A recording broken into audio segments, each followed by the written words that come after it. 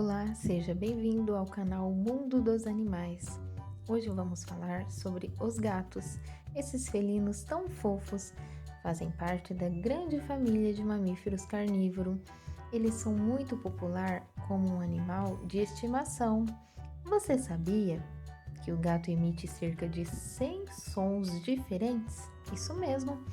E ele não tem gosto doce, não sente o gosto doce.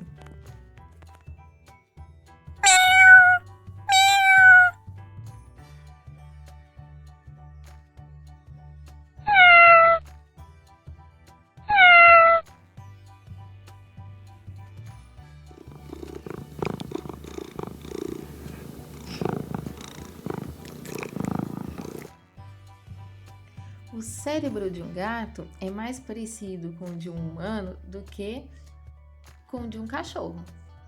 Os gatinhos se divertem brincando de atacar o seu dono. Eles miam e se esfregam como uma forma de comunicação com os humanos.